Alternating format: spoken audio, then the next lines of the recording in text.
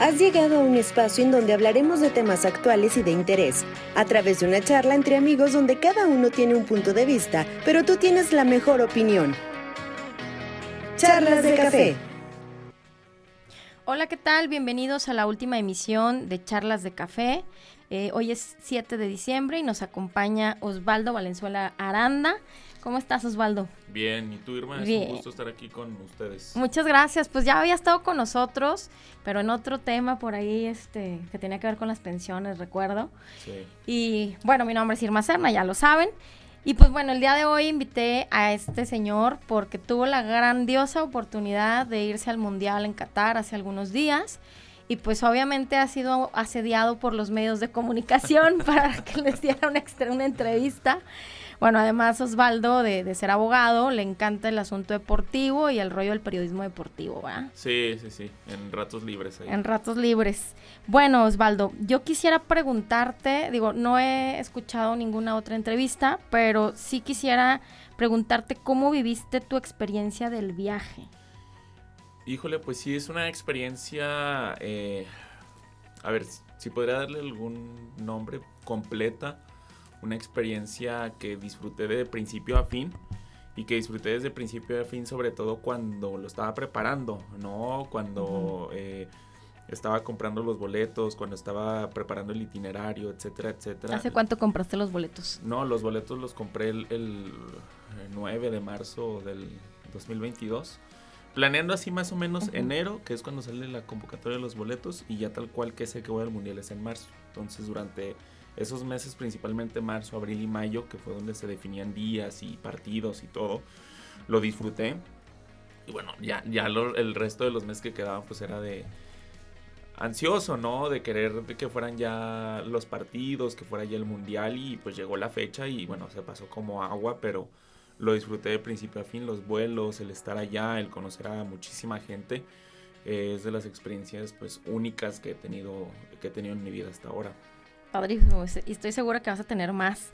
¿Qué tantas revisiones, por ejemplo, habían en los aeropuertos? ¿Cuántos aeropuertos de ida, de regreso, te tocó llegar? ¿Facilidades? ¿Estaban muy intensos con la seguridad, con la papelería, con lo del COVID, o sea, los filtros sanitarios? No sé, platícanos un poquito cómo se vive esa parte. Sí, mira, sí traía la carpeta llena de, a ver, por si me piden esto, por si me piden la cuestión de la vacunación, que era el que yo más tenía miedo. Por ejemplo, unas semanas antes, yo estaba ya en un grupo de WhatsApp con otros mexicanos y mexicanas, y pues preguntaba sobre todo porque decían que iban a pedir prueba PCR, ¿no? Entonces era lo que más me daba miedo. Al final no se pidió. Y en algunos aeropuertos te piden la cuestión de la vacunación y en algunos no. Creo que en la ida nada más me tocó en el aeropuerto de la Ciudad de México, porque volaba a Houston. Y ahí nada más me pidieron, a ver, si tienes tu vacunación completa ya, y lo anotan por requisito del gobierno de los Estados Unidos. Y llegando a Estados Unidos no me lo volvieron a pedir, ¿no? Llegando a Qatar no me lo pidieron. Y, ¿cómo fue tu trayecto? Mira, mi trayecto fue, primero una reserva aparte, Torreón, México, y México, Houston. Así lo tenía, ¿no? Y ya después otra reserva aparte fue Houston, Filadelfia. Filadelfia hacia Londres, y de Londres directamente a Qatar. Yo creo que donde fue más y bueno, nada más para, a ver, antes de pasar a ese tema, contextualizar. El regreso fue Doha, o sea, Qatar, Londres directo a Houston. Ahora ya no pasé la escala de Filadelfia. Sí fueron 10 horas de vuelo, pero padre. No, fíjate, no lo sentí tanto como pensé, y yo creo que porque viajé de ida. Okay. De día. Y ya de regreso fue lo mismo, Houston, Ciudad de México, y Ciudad de México, Torreón.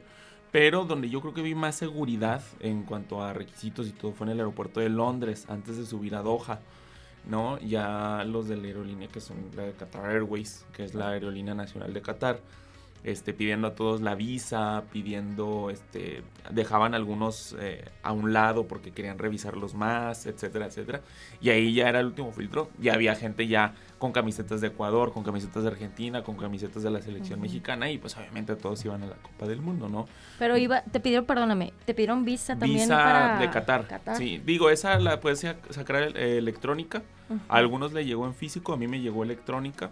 y son ciertos requisitos que mantiene, como el número de pasaporte, tu dirección, todo, pero eso era necesario para entrar a Qatar, para entrar a los partidos, para entrar al servicio, el servicio público de transporte también. Era obligatoria prácticamente para todos lados. Ya al final la saqué física, pero para tenerla como souvenir.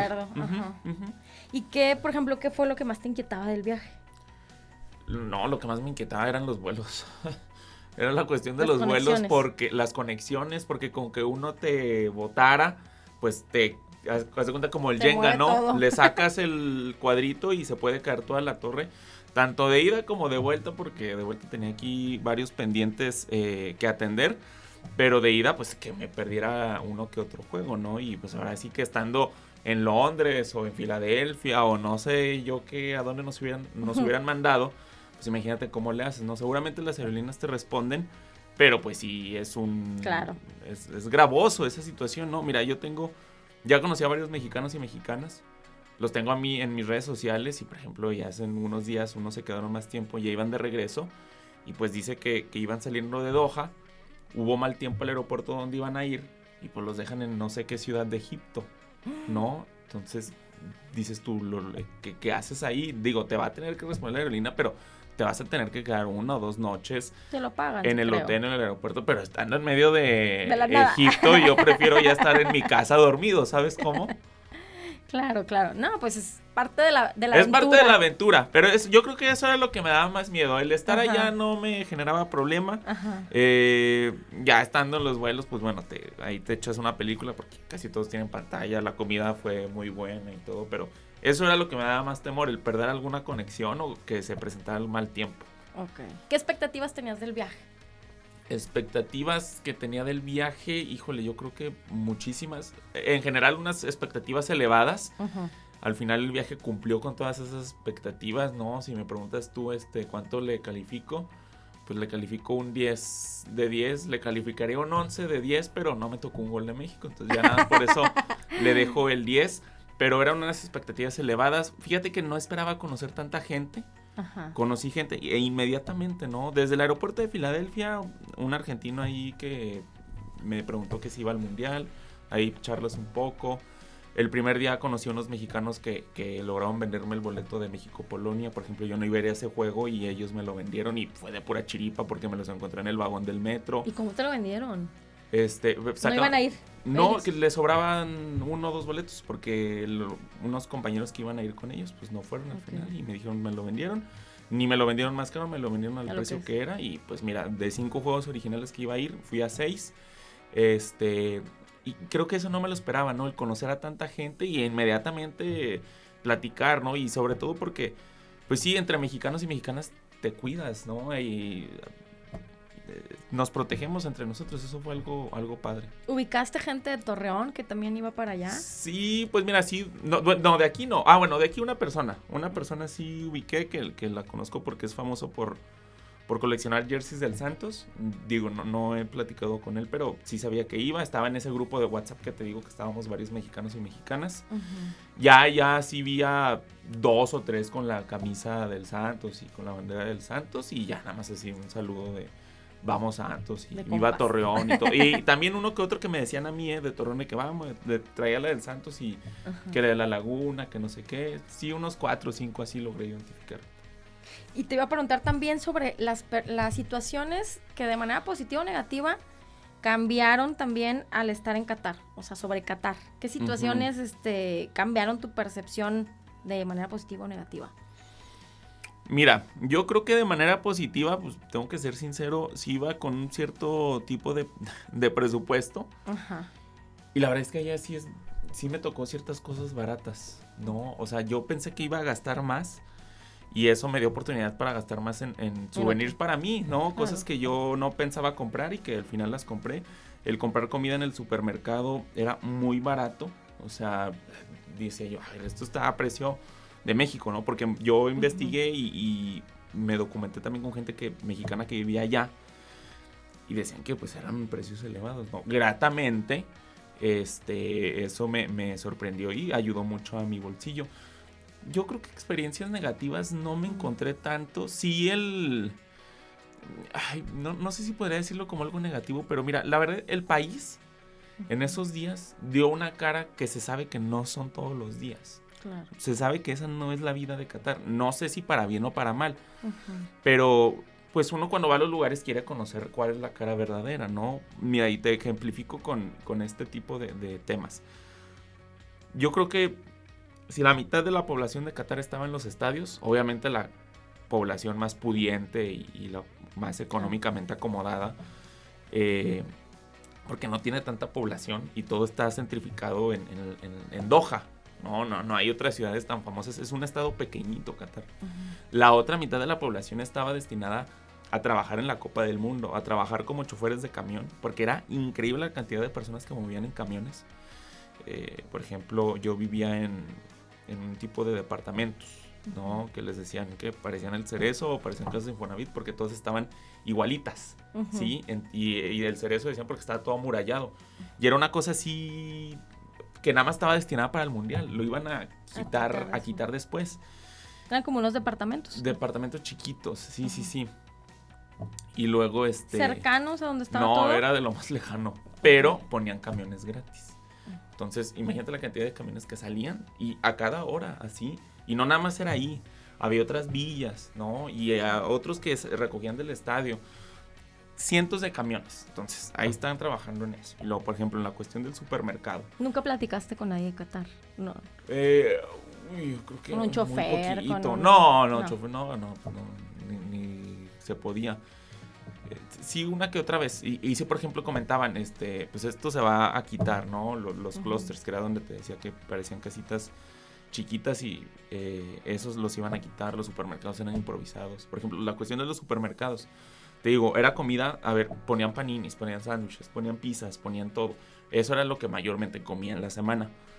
Pero sí había ciertas horas en que había menos. Pero a las 2 o 3 horas otra vez estaban. Surtían. Entonces digo, ¿cuánta gente está trabajando en esto como para que este lugar, que es de los más lejanos, esté surtido de comida? Ahora imagínate los demás, ¿no? Porque hasta fruta picada. Entonces, ¿cuánta gente no ocupaban en ese aspecto? Voluntarios en los estadios, gente en los estadios que vendía la comida, etcétera, etcétera. Era una cuestión impresionante de trabajo y de gente que movían y que hasta eso salió bien, ese tipo de experimentos. Sí. Yo te quería preguntar toda esta parte del viaje. Digo, al ratito te platicamos algo de fútbol, supongo que has hablado mucho de eso, pero precisamente como esta oportunidad de coincidir con gente de otras nacionalidades, de convivir, de ver su comportamiento, digo, la pasión mueve, etcétera, pero también la parte social dentro de este país, ¿no? Porque fue un mundial pues muy polémico. Sí. Para empezar, pues la sede. Por ahí hubo muchos reportajes en donde se hablaba de corrupción, de haber dado X cantidad de dinero a integrantes de la FIFA para decidir que fuera ahí, hasta cambiar la época, porque pues es en julio normalmente los mundiales, y hacerlo en diciembre. Y luego se hablaba también de pues mucha gente, que no sé si sea cierto o no, pero se ha dicho mucho, que murió. Los migrantes que murieron. Exactamente. Más de 6,500. Exactamente, o sea, mucha migración en condiciones pues casi de esclavitud, de 17 horas o no sé cuántas horas, por ahí he escuchado diferentes, y he visto varios documentales, reportajes, donde dicen dónde viven. Ahorita que me platicas así como estos lugares pequeñitos, me suena mucho a como esas partes donde ellos viven de manera alejada, muy, muy lejos, que los llevan camiones, que son pero ellos están como hacinados. En esos cuartitos hacinan quién sabe como cuántos, ¿no? Que eran como 10 o quién sabe cuántos, o sea, no tenían ni una cama, o sea, hay como mucha evidencia de eso. Y pues que murieron también pues estuvo pues obviamente hubo COVID, o sea, había las condiciones del clima también para construir en épocas de calor, pues rebasan, pues es desierto, ¿no? 40 grados, etcétera, ¿no? Entonces como que toda esa parte oscura, por decirlo de alguna manera, pues quería ver platicar contigo como que de eso que se manejaba pudiste detectar. Digo, y ahorita me dices, que generó una derrama económica, lo hizo. De hecho, decían que no lo hacían tanto como para cuestión de negocio, que de hecho le iban a perder por todo lo que ellos habían invertido, pero que era como una forma de darse a conocer al mundo, de que los vieran, ¿no? Sí, te digo, es una cara distinta y sí, vaya, a ver, son muchas cosas y obviamente uno tiene presente todo lo que pasó antes, durante y qué va a pasar después también, ¿no? Porque lamentable todo lo que sucedió, pero yo lo que pensaba también era, a ver, por ejemplo, donde yo vivía, ¿no? Es un terreno gigante, o sea, era un terreno grande. Miles y miles de personas vivían en pocos metros cuadrados, ¿no? Y obviamente era mientras el mundial. Pero después, ¿qué va a pasar con ellos? ¿No? ¿Qué va a pasar con los empleos también? ¿Qué va a pasar con estos choferes, con los que están encargados del supermercado, con los que dependían económicamente, directo o indirectamente de la Copa del Mundo? Dura un mes. O sea, después, ¿qué va a pasar? Y con estos edificios, digo, ¿los van a demoler de verdad? O sea, no hay un buen destino que se les pueda dar como para decir, bueno, ya se utilizó para esto, pues, a ver, por ejemplo, con el tema de la migración, ¿no? Poder acomodarles, poder generar condiciones dignas, que no estén en lo que tú comentabas, en cuartos hacinados, bien pocos, ¿no? Yo no sé qué va a pasar con eso y sí genera un poco de curiosidad. Y sí, eso son las mayores interrogantes, pero te digo, recalcar el punto de... Era una cara, una cara distinta. Claro. Y si yo tuviera la oportunidad, tanto económica como de tiempo, de volver a Qatar, la verdad es que yo no lo haría. Y sí he visto varias personas así en redes sociales que comentaban lo mismo. O sea, falta algo, como que le falta un sabor, la sal, ¿no? Que tienen otros países. Sí está relacionado con las restricciones que hay, ¿no? Con el decir, pues sí puedo venir aquí después, pero sé ¿cómo me va a ir? Sé que tengo que tener ciertos cuidados, ciertos comportamientos. No fue así como que estuvieran a rajatabla atrás de nosotros, de nadie. Yo no vi ningún incidente. Digo, hubo incidentes en México, Argentina, que se pelearon, todo. ¿Y qué hubo ahí? ¿Cómo reaccionó la policía, por ejemplo? Es que yo no los vi, pero sí había, o sea, sí había seguridad. Se sabía que los iban a agarrar o los iban a sacar o algo iba a pasar. No sé qué tanto pasó en esos casos, pero mira, un ejemplo. El primer día que llegó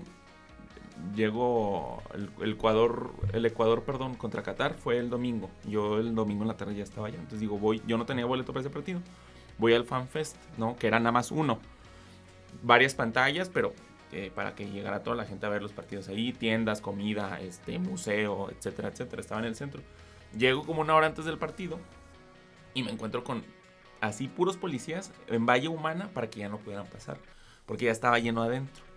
Y sí, como que ciertos de ¿por qué no me dejas pasar? Y todo eso, y ahí se queda, pero la policía fuerte, ¿no? ¿Y qué idioma te habla? ¿Inglés? ¿Sí te hablan inglés? Algunos sí hablan inglés, sí. Yo creo que hay algunos que nada más hablaban en árabe, pero sí la mayoría hablaba inglés.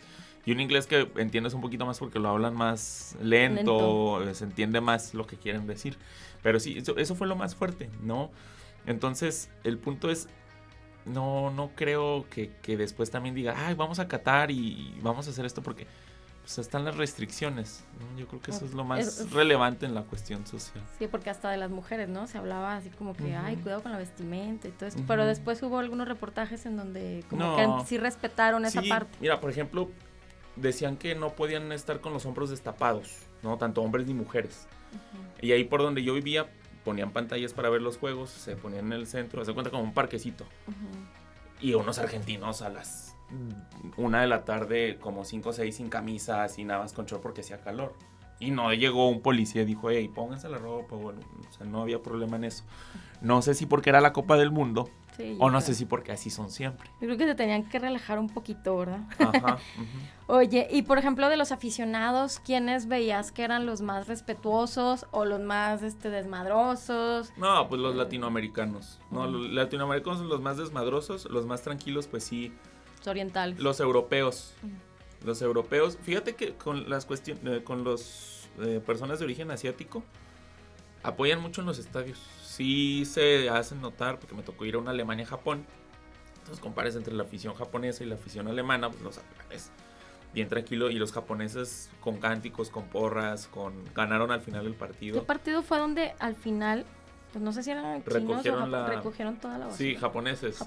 Recogieron toda la basura. Siempre lo hacen, ya es una tradición como de ellos. Estuvo padre que fuera, se proyectara en un mundial, ¿no? Porque... Sí, pero animosos, o sea, no son tranquilos. Yo creo que ellos son más animosos que los europeos.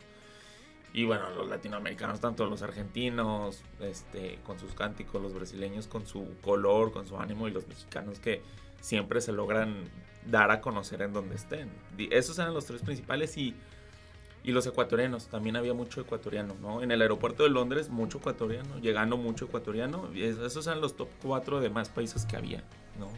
¿Qué anécdotas tuviste? Así, chistosas o no sé, alguna anécdota que por ahí ya ahí marcó la vida de Osvaldo.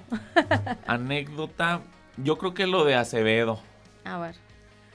Pues digo, ya ahorita traigo el pelo corto, pero en el mundial traía el pelo largo. Sí.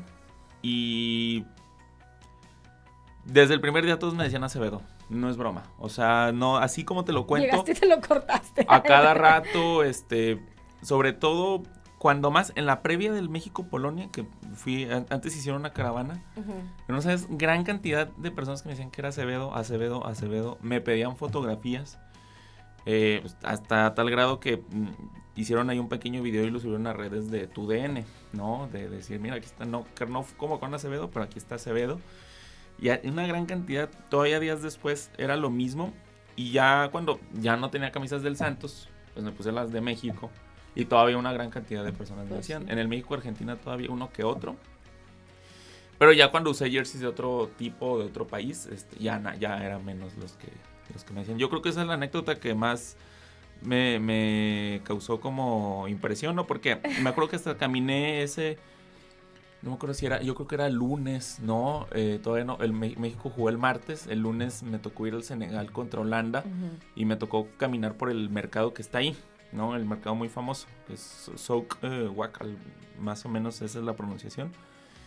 Y hubo un reportero de TUDN que se llama Javi Sol, que narra partidos ahí, también estaba comiendo y me grita, mira, ahí va Acevedo, que no sé qué, y me pidió una foto él, me subió a sus redes también. Eso fue lo que más me marcó. Y llegó a Torreón y dijo, me lo carto. Más anécdota chistosa. Sí, no, ya llevaba rato que me lo quería cortar y bueno, ya ahí guardé por un momento Acevedo. Muy bien. Oye, y bueno, así en los partidos que tuviste la oportunidad de asistir, ¿cuáles fueron? ¿Brasil? Mira, primero Senegal, Países Bajos, ese fue el primero, que fue el lunes, y luego el otro día me tocó México-Polonia. Una hora después Francia contra Australia. Los estadios estaban a 15 minutos de distancia en carro. El miércoles fui a la Alemania-Japón. El jueves me tocó Brasil-Serbia. Viernes descansé. Y la verdad es que agradecí que descansara porque es cansadísimo el estar caminando, venir y todo eso. Y el último, el México-Argentina, el sábado. Y ya el domingo a las 3 de la tarde de Doha me regresé para acá. Empezó el vuelo de regreso. ¿Y dónde fue así? Bueno, obviamente México, ¿verdad? El partido de México. Sí, yo creo que el momento más grande, y sobre todo que disfruté más el México-Polonia que el México-Argentina. Por ser el primero, el ambiente previo lo disfruté todavía más. El himno es una maravilla, es algo que yo sí soñaba desde que era niño, desde que vi mi primer partido del Mundial. Y bueno, yo creo que de todos los demás partidos, pues Brasil, ¿no? Fue también el que más disfruté. Richarlison, delantero Brasil, metió un golazo que hasta ahorita pues, es el mejor de la Copa del Mundo hasta ahorita. Una tijera ahí que se avienta. Pero pues también ver a las demás estrellas, a las de Francia. Tenía muchas ganas de ver a Francia, de escuchar el himno ya a veces la marsellesa, ¿no? Y escuchar el himno, escuchar a los franceses, es padre, es maravilloso. El Senegal, Países Bajos, pues también lo disfruté mucho porque fue mi primero. Así cada partido tuvo su color, su sabor. El Alemania-Japón, Japón le gana a Alemania en un partido histórico. Y bueno, el México-Argentina, que es ver a la selección de nueva cuenta. Y pues ver a Messi, ¿no? Que ya es su último mundial y verlo ahí en la cancha. ¿Cuántos bueno, de esa de Messi, después toda una anécdota en lo que pasó en el vestidor con la playera y todo lo que se hizo. Sí, todo un rollo. Viral, y a la mera hora, y al final creo que Guardado llevó a su niño y ya todo desde antes lleva su picante, siempre son así los Méxicos y Argentina. Y después todavía se está hablando de ese partido, ¿no? Con ciertas cuestiones que pasaron después. Sí. Con lo de la playera. Sí. Oye, y por ejemplo, ¿realmente cuántos mexicanos viste que, o sea, consideras, obviamente no los contaste, pero sí crees que siga habiendo así como las multitudes que van? Sí. O sea, de los públicos más, hinchas, pues, los aficionados más tumultuosos eran los... Sí se sabe que son los que más generan cotorreo y todo. Dije, claro que me voy a encontrar ya mexicanos. Y bueno, ves la la asistencia y decía que México era el cuarto país que más iba a llevar. Pero yo creo que es el primero, porque el primero es Estados Unidos, el segundo. Pero la mitad de los que van a Estados Unidos son mexicanos. O sea, son mexicoamericanos. Y que con algunos tuve la oportunidad de platicar y que nacieron en Los Ángeles, en Houston, en hijos de papás, pero sus se papás identifican mexicanos. con México completamente. Entonces la mitad son niños, ya somos mayoría o son mayoría tal cual, ¿no? Eso me sorprende, o sea, sigue siendo una multitud gigante y se apoya a la selección a pesar de que era de los mundiales donde menos se esperaba que México avanzara. Pero sí, con los mexicanos de territorio mexicano y con los mexicanos que viven en los Estados Unidos, con eso ya éramos o fuimos completamente mayoría, sí, no, definitivamente.